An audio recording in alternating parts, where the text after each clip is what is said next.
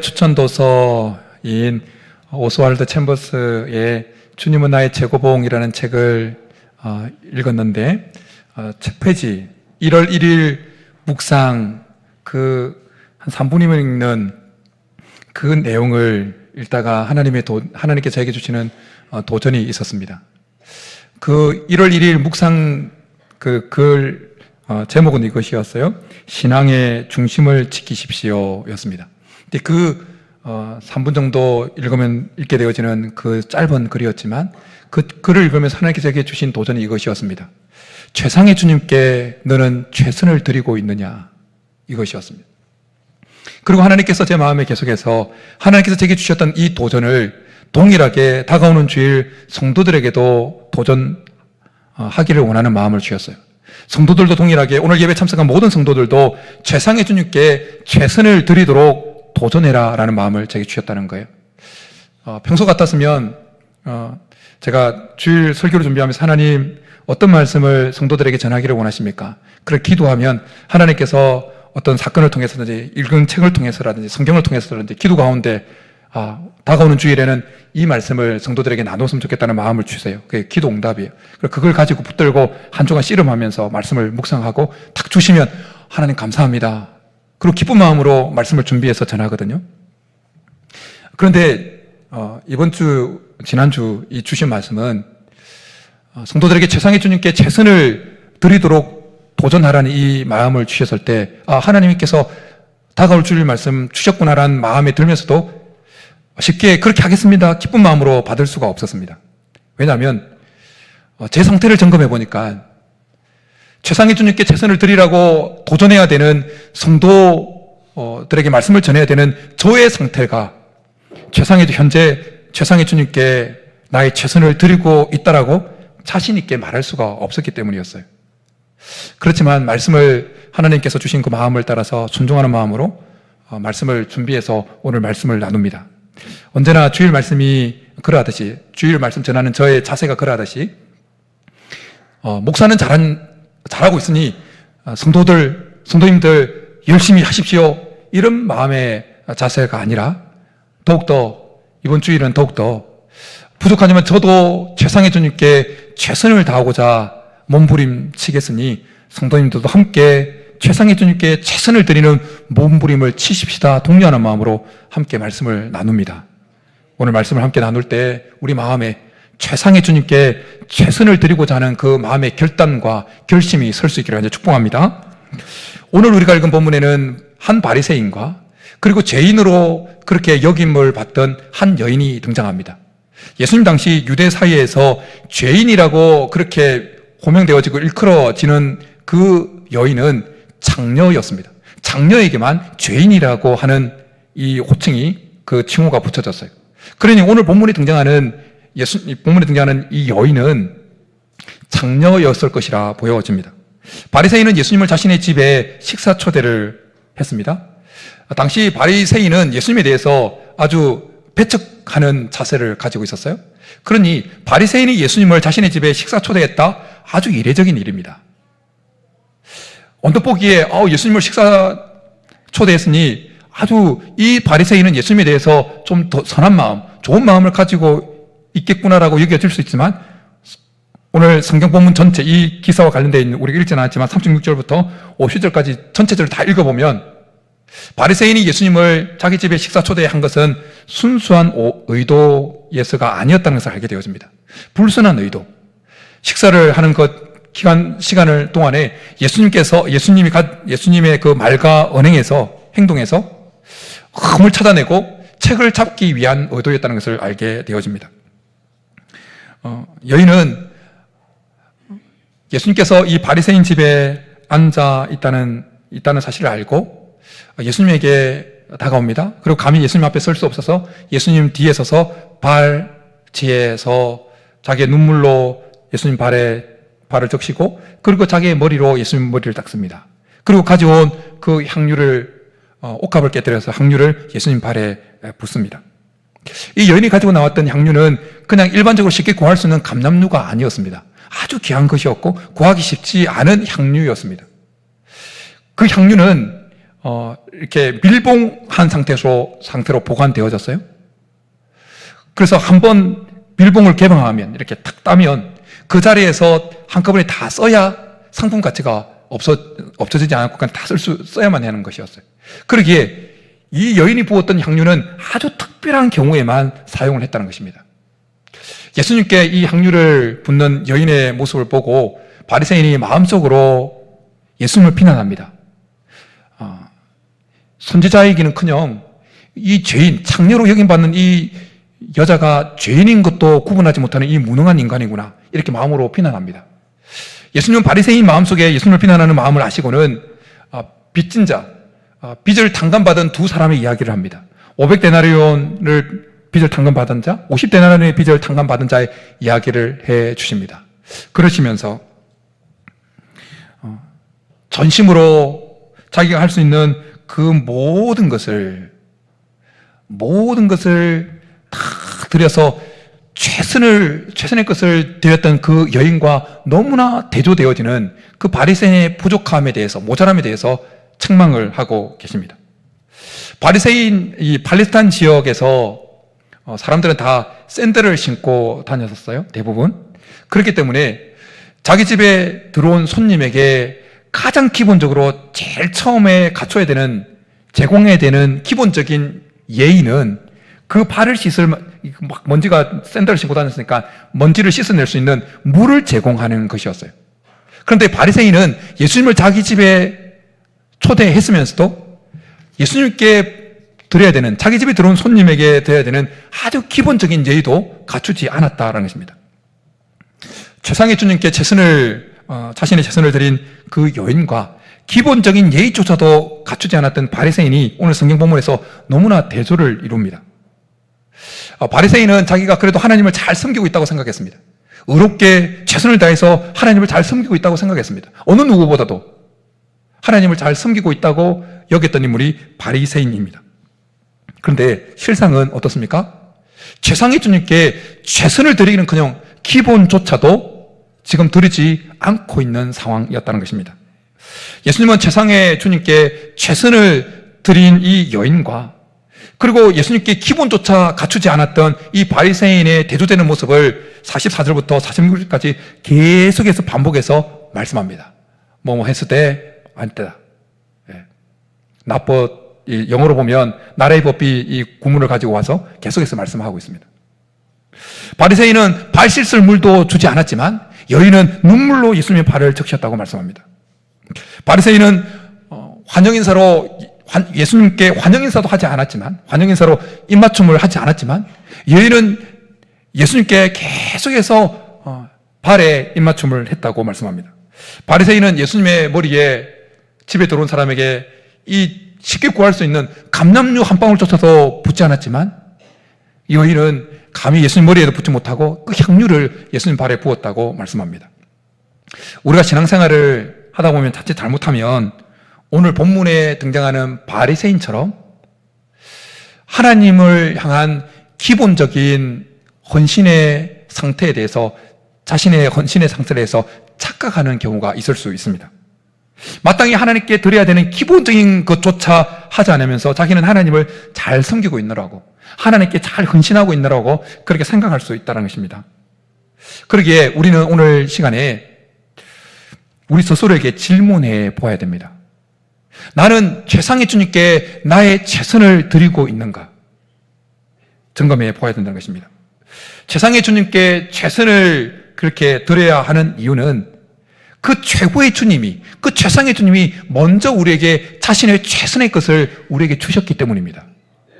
자기의 생명을 우리에게 주셨습니다. 우리를 죄에서 구원하시기 위해서 하늘 보좌를 내어놓으셨습니다. 인간의 몸을 입고 천하디천한 종의 형체를 가지셨습니다.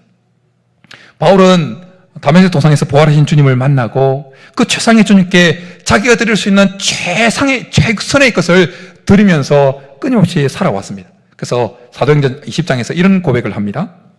내가 달려갈 길과 주 예수께 받은 사명 곧 하나님의 은혜의 복음을 증언하는 일을 맡으려 하면은 나의 생명을 조금도 귀한 것으로 여기지 아니하노라. 생명을 주님께 내어놓는 것은 최선을 드리는 것의 끝판왕이죠. 바울은 그렇게 최상의 주님께 자기가 드릴 수 있는 최선의 것을 드리면서 한평생을 살아왔다는 것입니다. 최근 뉴스를 들으면서 참 마음에 감동이 되어지고 감사하고 고맙고 한편으로는 도전이 되었던 한 뉴스가 있었습니다.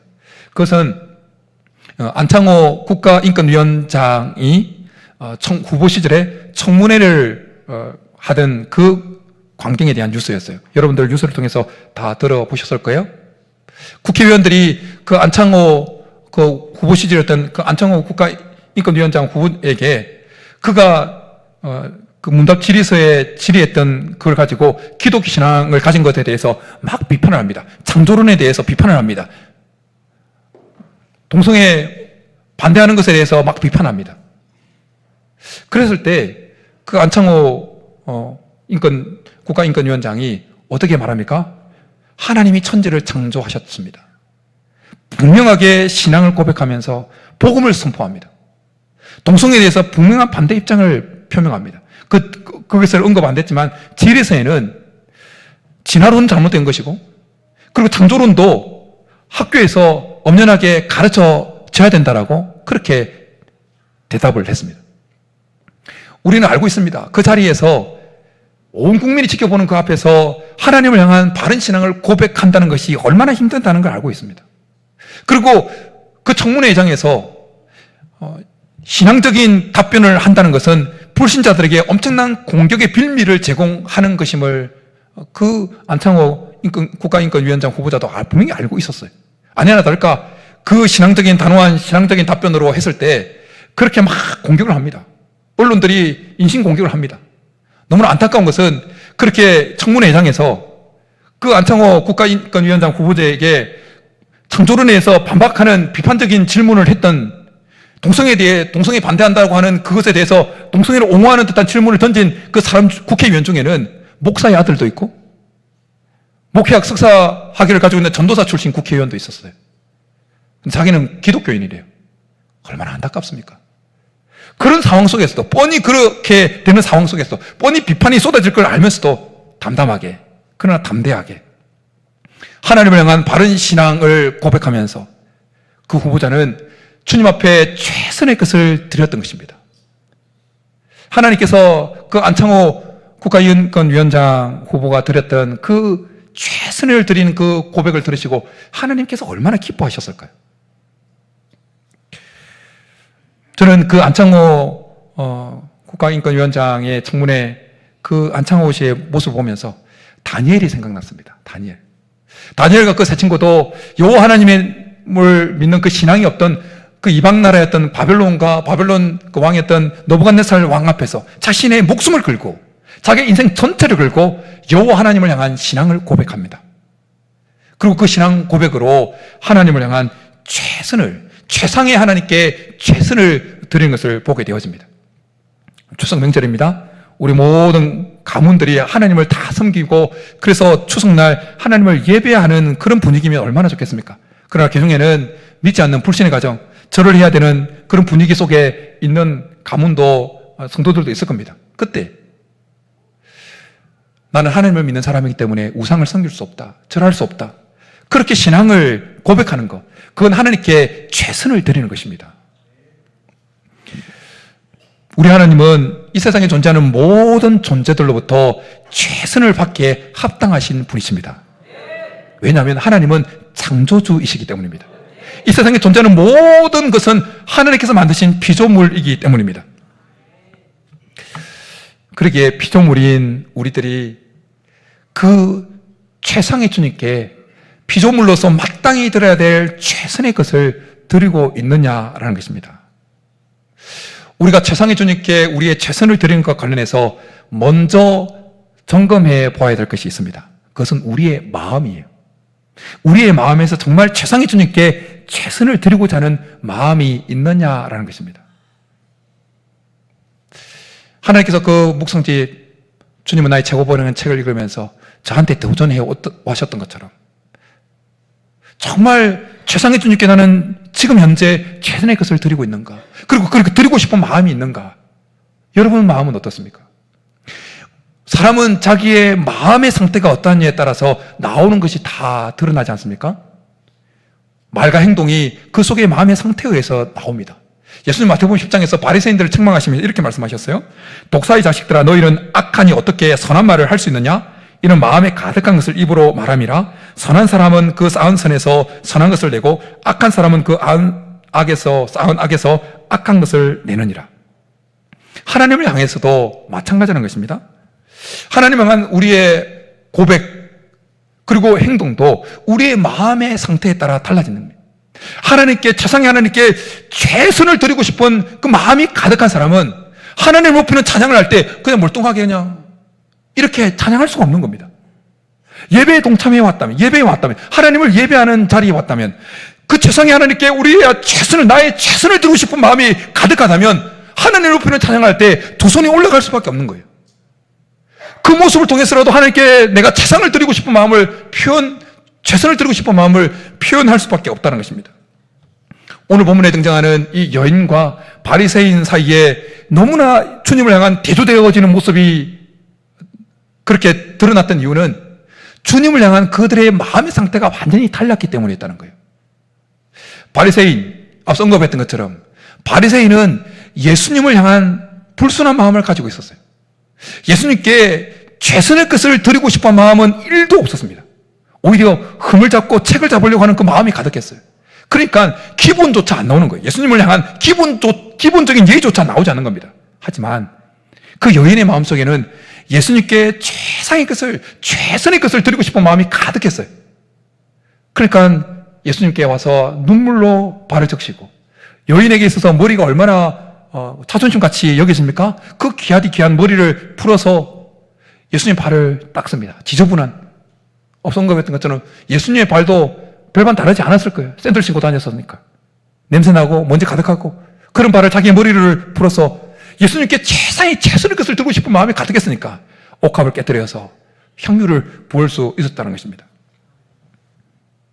오늘 예배 당첨한 우리들의 마음에는 정말 최성의 주님께 최선을 드리고 싶은 마음이 있느냐는 것입니다. 바라기는 오늘 하나님께서 우리의 마음속에 그 최상의 주님께 최선의 것을 드리고 싶은 마음을 가득 채워주시기를 간절히 축복합니다. 다시 회복시켜 주시기를 간절히 축복합니다.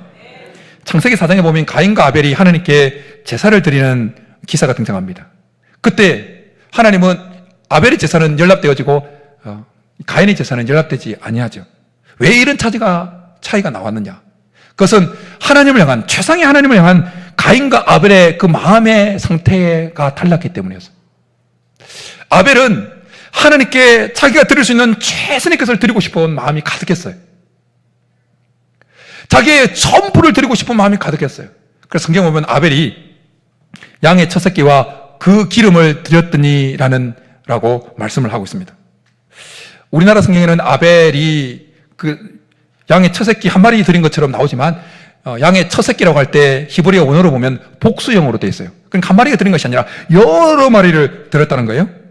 그리고 첫 새끼라고 할 때 그 히브리어는 베코라라고 하는 히브리가 사용되었는데 이것은 첫 새끼라는 의미도 있지만 가장 좋은 것, 우두머리 이런 의미도 가지고 있는 거예요. 그리고 하면 첫 새끼와 함께 드렸다고 하는 그 기름도 기름이라는 의미 외에도 살찐 것, 아름다운 것 이런 의미가 포함되어 있어요. 그러니까 리빙 바이블이라고 하는 그 영어 성경 가운데 NIV나 뭐 그런 여러 가지 NASB 영어 성경 가운데 어역을 해놓은 그 의미를 좀 더 우리에게 다가오도록 영어 번역본 가운데 리빙 바이블이라는 성경이 있어요. 그 리빙 바이블에는 그 아벨이 그 첫 새끼와 기름을 드렸다고 하는 부분을 이렇게 어역하고 있어요. 그의 가장 좋은 어린 양들로부터 얻은 고기의 기름진 조각들을 드렸더니 그렇게 표현하고 있습니다. 그러니까 아벨은 하나님께 자기가 드릴 수 있는 자기 상황에서 최선을 드리고 싶은 마음이 가득했어요. 그래서 최선의 것을 드렸다는 거예요.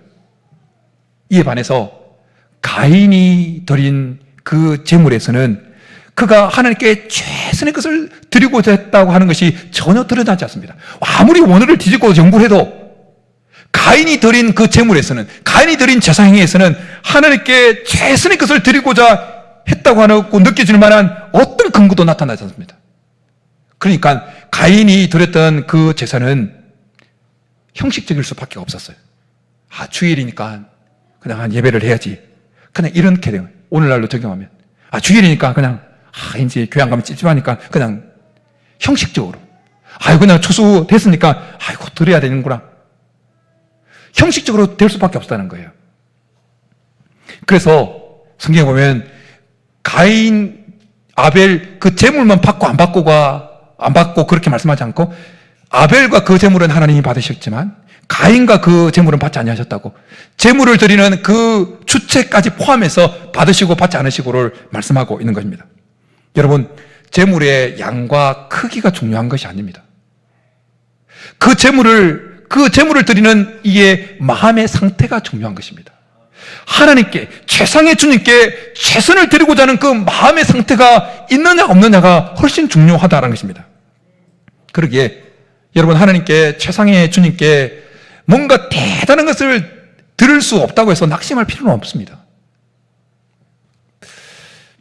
주님께 최선의 것을 드리고 싶은 그 마음을 가지고 여러분이 처해 있는 형편에서 무엇을 드리든지 그것은 주님을 기쁘시게 하는 것이 될 것입니다. 오늘 설교 후에 같이 부를 찬양에 나오는 가사처럼 주께 드릴 향료 없지만, 주께 깨뜨릴 옷값 없지만, 우리가 처해 있는 그 상황에서 내가 주께, 최상의 주님께 최선을 드리고자 하는 그 마음을 가지고 그것이 무엇이든지 간에 드린다면 하나님이 그것을 기쁘게 받으실 줄 믿습니다. 안창호 국가인권위원장이 했던 그 신앙 고백일 수도 있고, 여러분 불신 가족 가운데 신앙을 표현하는, 절하지 않으면서, 우상에게 전하지 않으면서, 귀신에게 전하지 않으면서 그렇게 신앙을 고백하는 그 모습이든지, 아니면 여러분의 시간을 드리고 물질을 드리고 여러분의 에너지를 드리든지 무엇이든지 간에 최상의 주님께 최선을 드리고자 하는 그 마음에서 드리는 그 모든 것은 하나님을 기쁘시게 하는 제물이 되어진다는 것입니다. 양이 중요한 게 아니에요. 양의 크기가 중요한 거 아닙니다. 예수님께서 한날은 성전의 헌금함 앞에서 사람들이 헌금함에 헌금을 넣는 모습을 쭉 보고 계셨습니다. 보니까 여러 부자들이 와서 헌금함에 많은 헌금을 넣는 것을 보십니다. 그러니까 또 한참 보다 보니까 한 가난한 과부가 와서 2렙돈을 헌금함에 넣습니다. 과부가 넣었다고 하는 그 2렙돈은 화폐 단위인데, 그 렙돈이라고 하는 화폐 단위는 그 당시에 화폐 단위 가운데 가장 작은 단위였어요. 예수님 마태복음 10장에서 정말 보잘것없는 참새 2마리도 하나님께서 신경 쓰고 아끼니까 니네들 걱정하지 말라고 말씀하십시오. 이런 말씀을 해주셔요. 참새 2마리가 한 아사리온에 팔리는 것이 아니냐. 그러나 너희 아버지께서 허락하지 아니하시면 그 하나라도 땅에 떨어지지 아니하리라. 이 말씀에 등장하는 참새 2마리가 한 아사리온에 팔리지 않느냐고 말씀할 때, 이 아사리온, 이것도 화폐 단위인데, 근데 이 한 아사리온과 렙돈의 이 가치를 따진다면 렙돈은 아사리온의 8분의 1의 가치예요. 그러니까 지금 과부가 헌금했던 이 2렙돈으로는 참새 한 마리도 살 수 없는 돈이에요. 참새 한 마리도 살 수 없는 거예요. 가난한 과부가 하늘패 헌금함에 들었던 그 액수가 얼마나 적은 액수인지 짐작할 만하죠. 그런데 예수님께서 뭐라고 제자들에게 말씀합니까? 이 가난한 과부가 헌금함에 넣은 모든 사람보다 많이 넣었도다. 왜 예수님께서 정말 참새 한 마리도 살 수 없는 그 돈의 액수를 넣은 과부가 부자들보다 훨씬 더 많은 돈을 헌금했다고 말씀할까요? 왜냐하면 그 과부는 최상의 주님께 자기 형편에서 하나님께 드릴 수 있는 최선을 드리고자 하는 그 마음에서 헌금을 드렸기 때문이었어요. 그래서 주님은 이렇게 말씀하세요. 그들은 다 풍족한 중에서 넣었거니와 이 과부는 그 가난한 중에서 자기의 모든 소유 곧 생업이 전부를 넣었느니라. 과부는 자기가 필요가 없지만 어쨌든 주님께, 최상의 주님께 최선을 드리고 싶은 마음이 가득했어요. 예수님께서 성전 그 헌금함 앞에서 헌금 넣는 사람들의 모습을 보시고, 저 사람이 헌금을 얼마나 하는구나, 금액이 얼마구나, 2렙돈이구나, 많이 넣네, 이렇게 알 수 있었다는 것은 그 헌금함에 넣는 그 지금 상황과 환경과 시스템이 누가 봐도 저 사람은 헌금을 얼마 넣는구나 알 수 있는 상황과 시스템이 있다는 거예요. 그래서 여러 부자는 많이 넣는데라는 이 본문을 통해서 알 수 있는 것이 하나 있어요. 뭐냐면 넣는데라고 하는 이 동사는 계속 행동을 반복하는 것을 나타내는 미완료 시제로 헬라어가 사용되어졌거든요. 그러니까 지금 부자들은 자기가 얼마 넣는지를 다른 사람들에게 알리고 싶어서 경쟁적으로 막 와서 넣기 시작했다는 거예요. 부자들의 마음속에는 하나님께 자기가 가지고 있는 최선의 것을 드리고 싶은 마음 때문에 와서 헌금한 게 아니라 다른 사람한테 보여주려고, 나 이만큼 헌금해, 이만큼 헌금해, 보여주려고 하는 그 마음에서 한번 넣고 난 다음에 저 사람이 더 많이 넣었어, 저 사람이 더 많이 넣었어, 아 그래? 그럼 내가 더 와서 더 넣어. 그렇게 했다는 거예요. 그러니 부자들이 헌금을 아무리 많이 했어도 그들이 하나님 앞에 드린 헌금은 마치 하나님 앞에서 가인이 드린 재물과 같게 여겨졌다는 거예요.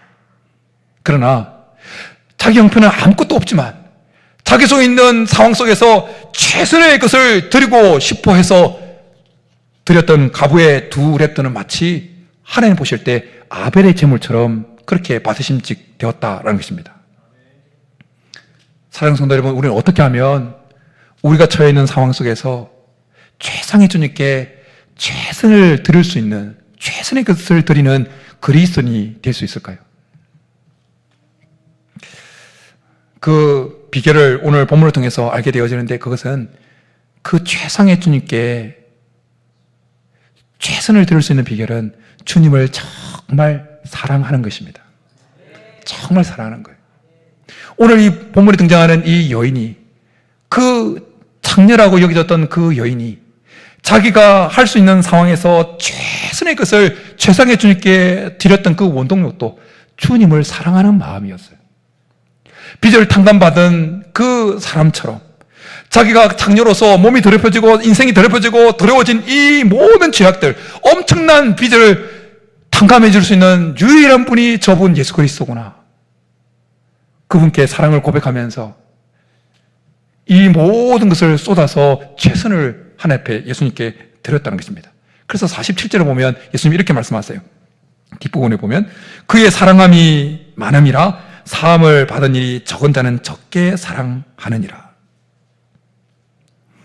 사랑하면 자신에게 있는 모든 것을 사랑하는 이에게 주고 싶고 줄 수 있게 되어집니다.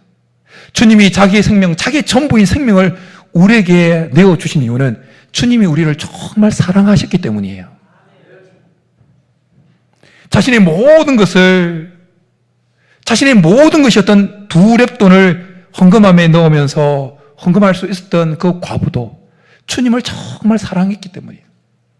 오늘 본문의 여인이 자신의 그 모든 것을 다 깨뜨려서 주께 드렸던 이유도 주님을 사랑했기 때문이었다는 것입니다. 주님을 정말 깊게 사랑하면 주께 드리는 주를 향한 순종이 희생으로 다가오지 않습니다. 희생으로 다가오지 않아요. 이건 주님을 사랑하면서 헌신해 보신 분들이라면 이 문구의 의미를 100% 알고 이해할 거예요. 주님을 정말 사랑하면 주님을 향하여 드리는 그 헌신, 그 봉사, 순종이 희생으로 다가오지 않습니다. 감사함으로 다가와요. 그런데 주님을 사랑하는 마음이 없는 상태에서 순종하고 헌신하는 것은 희생으로 다가옵니다. 희생으로. 사람과 사람 사이에서도 정말 사랑하면 기브 앤 테이크 하지 않습니다. 정말 사랑하면 내가 이만큼 줬으니 상대방이 나한테 이만큼 줄 거라고 라는 생각 아예 하지 않습니다. 그냥 다 줘요, 다 줘. 요즘 젊은 이들이 결혼을 하면서 반반 결혼식이 유행한다고 그러더라고요. 그럼 반반 결혼식이 뭔지 아시죠? 반반. 연애할 때도 다 반반씩 하는 거예요. 음식값 2만 원 나왔다. 그러면 만원 각각 내가지고 딱 하는 거예요. 커피값 반반. 그리고 결혼할 때도 각자가 반반씩, 혼수할 때도 반반, 집 장만할 때도 다 반반. 거기까지는 대체 오케이. 괜찮아요. 반반 내야 돼요. 근데 결혼하고 난 다음에도 대부분의 젊은이들이 다 맞벌이 하니까 다 딴 놈에 타고 지출 비용 반반 내는 거예요. 애들 양육비 반반 내는 거예요. 어떻게 하자는 거예요? 이혼을 전제로 하고 지금 결혼 생활하는 거잖아요. 이혼을 전제로 하고. 이혼하면 금방 갈라시기 편하도록 이혼을 전제로 하고 지금 결혼 생활하는 거예요. 얼마 전에 결혼한 강우량 어땠어요? 반반하고 있지 않죠? 예. 그렇게 해서는 결혼이 지속될 수 없어요. 그건 사랑이 기반한 결혼 생활이 아니에요. 그런 생활 오래 못 갑니다. 정말 사랑하면 네가 얼마 벌든 내가 얼마 벌든 다 깨고 사랑하는 사람을 위해서 그냥 쏟아부어요. 계산하지 않습니다. 하나님과 우리 사이도 마찬가지예요. 하나님이 우리를 사랑했기 때문에, 너무 사랑했기 때문에 아끼지 않냐고 계산하지 않냐고 다 쏟아부어 주신 겁니다. 그리고 우리가 하나님을 정말 사랑하면 재지 않습니다. 계산하지 않는다고요. 내가 할 수 있는 그 형편에서 양이 중요한 거 아니라고 그랬잖아요. 내가 할 수 있는 형편에서 과부의 두 랩도 상관없어요. 양이 중요한 게 아니에요. 내 형편에서 드릴 수 있는 최선의 것을 주님께 드리고 싶은 마음이 생긴다는 거예요. 제 이야기를 해서 죄송합니다. 참고할 수 있으면 좋겠어요. 고등학교 2학년 때, 정말 고등학교 여름 수련회 때 정말 예수님 인격적으로 만났습니다. 목사님 또 간증하시네. 또 그러지 마시고 간증 중에 또 없었던 이야기 또 첨가될 수 있으니까, 듣지 못한 이야기 들을 수 있으니까. 정말 여름 수련회 때 성령 세례를 받은 거예요. 성령 세례를 받았어요. 너무 뜨거웠어요. 그래서 그 고등학교 때 이제 수련을 마치고 내려가면 기타 사겠다고 마련해놨던 그 당시에 제가 한 5만 원 정도 중에, 그때 당시 5만 원이었으면 그래도 꽤 큰 돈이지 않겠습니까? 좋은 기타는 아니지만 그때 한창 기타 치면서 하나님을 찬양하고 계시 너무 좋아서 수련을 마치고 기타 사겠다고 꼬집꼬집 모아놨던 그거 다 틀어, 내려갈 차비까지 다 틀어가지고 헌금봉투함에 넣어서 그 수련회 할 때 막 견딜 수 없어서 나가서 탁 하나님 앞에 드렸어요. 그리고 그 봉투 위에 그때 농사꾼의 농민의 아들이었으니까, 농사꾼의 아들이었으니까 이렇게 썼어요. 농사꾼에 들려진 손에 들려진 호미처럼, 사람 손에 끼워진 장갑처럼 제가 하나님 손에 붙들린 인생이 되고 싶습니다. 그리고 써서 탁 들었어요. 막 불 받았죠. 불 받았어요. 그리고 내려오고 난 다음에 십자가 네온 사인만 봐도 눈물이 쭉 흐르고, 가을 단풍 뜬 거 보면 주님의 십자가가 보이려 생각나서 눈물 흐르고, 신대원 들어가서 양지 캠퍼스가 얼마나 아름답습니까? 가을에 막 붉게 막 단풍 떠오르는 거 보면 신대원 그 교정을 거닐다가 십자가 사랑이 생각나서 눈물이 쭉 흐르고, 그렇게 주님을 사랑하는 마음이 가득했어요. 고등학교 때 교회를 섬기고 막 완전 교회 살았어요. 전도 다니고 드리는 것이 너무 좋았습니다. 내 인생을 바치는 것이 너무 좋았습니다. 내가 이렇게 드리니 하나님께서 나에게 임하게 해주세요, 공부 잘하게 해주세요, 뭐 장학생 되게 해주세요, 좋은 대학 가게 해주세요, 이런 거 아예 없었어요. 내 모든 것을 드리는 게 기쁨이고 행복이었어요. 고등학생이 드리면 얼마나 드리겠어요. 너무 감사했어요. 그리고 대학 갈 때쯤에 멘토 되시는 목사님 그 지도를 받아가지고 신학교를 바로 대학교 가지 않냐고 일반 학부를 간 거예요. 중국 선교 생각해서 중국중문학과를 지원했어요. 그리고 제가 다니던 모교회가 재정이 그렇게 넉넉하지 않아서 한 50명 정도 되는 교회. 그리고 나중에는 이제 성장해 가긴 했지만, 전도사님을, 중고등부 전도사님을 모실 만한 재정이 안 돼가지고 4년 동안 그냥 무급으로 그냥 중고등부에 설교 준비해서 말씀 전하고, 그리고 교회 허드렛 일이라면 막 다 해요. 그럼 너무 성도들 전체적으로, 그때는 불법 복사를 많이 심했으니까 성도들 전체 볼 찬양지 만든다고 너무 열심히 복사기에 복사하다가 복사기 열선이 확 나가버려가지고 복사기 또 비용도 들어가고. 지금은 우리 성가대, 찬양대 반주자도 넉넉하지 않습니까? 근데 개척교회니까 50명 정도 되니까 가끔 예배 반주자가 펑크를 내잖아요. 그러면 어깨너머로 배운 그 코드 반주를 하면서 예배 반주도 하고, 저 피아노 좀 칩니다, 그래도. 그게 몸이 피곤한데 너무 감사하고 좋은 거예요. 행복한 거예요. 저로 하여금 그렇게 헌신하게 만들었던 원동력이 뭐냐? 주님을 사랑하는 마음이었어요. 제 인생을 풀타임으로 드리는 이유도 주님을 사랑하는 마음이었어요. 지난번 간증했지 않습니까? 대학교 1학년 들어갔을 때 CCG 4학년 선배가 형제는 왜 신학을 하려고 그러냐? 이미 졸업하면 대학원 가서 신학을 하려고 하는 생각이 있었기 때문에. 그렇게 물었을 때 제가 어떻게 대답했다고요? 돈 있는 사람은 돈으로 하나님을 향한 사랑을 고백하고, 달란트 있는 사람은 달란트로 하나님을 향한 사랑을 고백하는데, 나는 돈도 없고 달란트도 별로 없어서 내 인생을 풀타임으로 하나님께 드리면서 주님을 향한 사랑을 내가 고백하고 싶어서 그렇게 한다고. 그렇게 고백했어요. 그리고 지나고 난 다음에 그렇게 할 때 하나님, 제가 제 인생을 풀타임으로 드리겠으니 제가 부자 되게 해주십시오, 제가 뭐 위대한 사람이 되게 해주십시오, 그런 마음 1도 없었어요. 그냥 제 인생을 다 드리고 싶었어요. 주님을 사랑하는 마음 때문에. 그리고 오늘 말씀을 준비하면서, 그런데 지금은 하나님의 자를 향한 도전이었어요. 그런데 지금은 어떠냐는 겁니다. 지금도 그때 고등학교 때 20대 초반 때 그렇게 주님을 사랑하는 마음 때문에 울고 그 미친 사람처럼 지냈어요. 그렇게 사랑하는 마음 때문에 내 인생을 다 갈아 넣어도 힘들지 않냐고 기쁨이 차고 넘쳤던 그때만큼 주님을 사랑하는 마음이 여전하냐? 그때보다 주님을 사랑하는 마음이 깊어지고 넓어지고 더 순수해졌냐? 내가 그렇게 헌신하고 수고하는, 교회를 섬기면서 담임 목사로 섬기고 하는 그 원동력이 정말 주님을 사랑하는 마음이냐? 제가 아무리 생각해도 주님 앞에 설 때 상급을 받는다면, 사례비 받기 전에 고등학교 때부터 그 대학교 4학년 무급으로 그 헌신했던 그 기간 동안에 주님 앞에 헌신했던 그것 때문에 상급을 받지, 사례비 받으면서 이제 목사가 돼가지고 전도사가 돼가지고 이 사역하는 것 때문에는 상급이 하나도 없을 까 생각되어져요.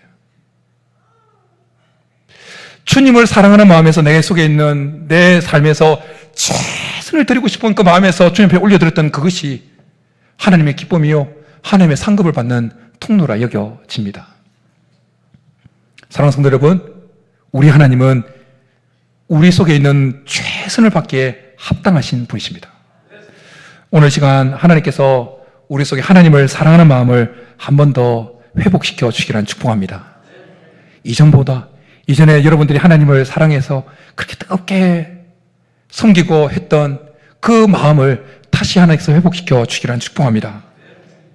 하나님을 사랑하는 마음에서 우리가 주님께 우리가 처해 있는 그 상황에서 최선의 것을 드림으로 하나님을 기쁘시게 하는 자들이 다 될 수 있기를 주님의 이름으로 축복합니다. 이제 우리 말씀 생각하면서, 나의 주 나의 하나님이여, 내가 주를 찬양하고 내가 주님을 사랑하는 마음 주께서 아십니다. 우리 고백하며 나가겠습니다.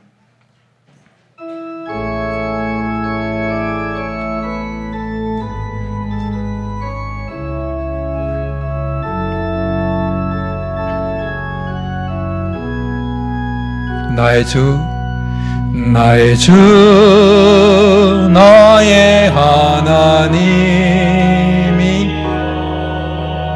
주를 경배합니다. 주 사랑하는 나의 마음을 주께서 아시나. 나의 주 나의 하나님이여, 나의 주 나의 하나님이 주를 경배합니다. 주 사랑하는 나의 마음을 주께서 아시나이다. 깨뜨릴 옷감 내게 없으며 주께 드릴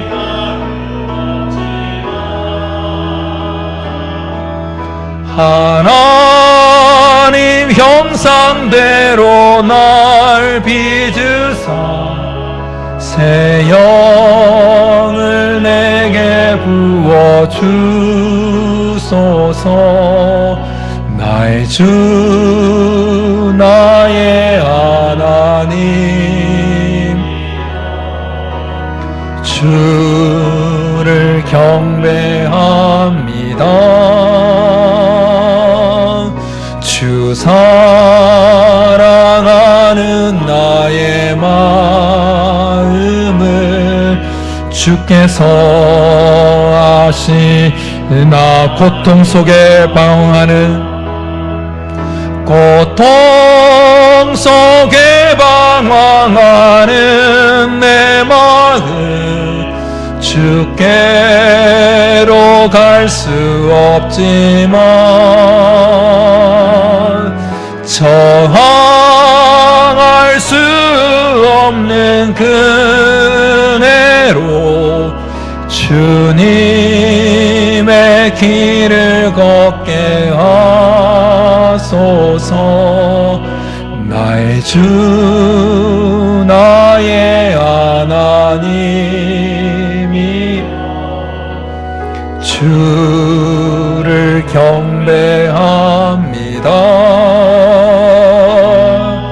주 사랑하는 나의 마음을 주께서 아시나이다. 이 시간 우리 말씀 생각하면서 같이 기도하며 나아가겠습니다.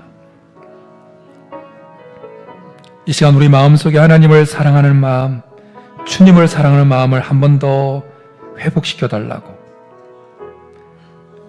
주님을 사랑하는 그 마음이 원동력이 되어서 우리가 처해 있는 형편이 어떠하든지 그 처해 있는 형편에서 최상의 주님께 나의 최선을 드리고자 하는 마음이 내 속에 가득 넘치고, 그리고 최상의 주님께 최선을 드리는 그러한 그리스도인 되게 도와달라고. 과부의 두 랩돈 같은 너무나 보잘것없는 것이라 할지라도 주님을 너무나 사랑하기 때문에 최선을 드리고 싶은 그 마음으로, 최선을 드리고 싶은 그 마음으로 주님 앞에 드림으로 우리의 그 최선의 그 드림이 주님을 기쁘시게 하는 그런 인생이 되게 도와달라고 우리 한번 말씀 생각하면서 주여 한번 부르기도 나가겠습니다. 주여, 살아계신 하나님 아버지, 이 시간 우리 속에 하나님을 사랑하는 마음을, 주님을 사랑하는 마음을 회복시켜 주옵소서. 주님을 사랑하는 마음을 회복시켜 주옵소서. 기브 앤 테이크가 아니라 내가 주님께 이만큼 희생하고 헌신하고 봉사했으니 주님이 나에게 이렇게 해주셔야 된다고 하는 그 기브 앤 테이크의 마음이 아니라 하나님께서 나에게 모든 것을 주셨으니 나도 주님께 모든 것을 드리겠다는 주님을 사랑하는 그 마음을 가지고 내가 할 수 있는 최선의 것을 주께 드릴 수 있도록, 주님, 우리 마음속에 주님을 사랑하는 마음을 회복시켜 주십시오. 지난날 주님을 너무 사랑해서, 너무 주님이 너무 좋아서 물불 가르지 아니하고 계산하지 아니하고 주께 드리고 드려도 더 드리고 싶어서 최선의 것을 계속해서 드렸던 그 시절 우리에게 다시 회복시켜 주시고, 하나님, 그래요, 이 시간, 지금 이 시기에 우리가 주께 드리는 그 헌신의 동기가 주님을 사랑하는 마음이게 도와주시옵소서. 주님을 사랑하기 때문에 계산하지 않냐고 우리가 할 수 있는 그 최선의 것을 주께 드림으로 주님의 기쁨이 되기를 원합니다. 주님의 기쁨이 되기를 원합니다. 주님께 즐거움이 되기를 원합니다. 주께서 우리에게 은혜를 베풀어 주시고 우리에게 주님을 사랑하는 마음을 허락하여 주시옵소서.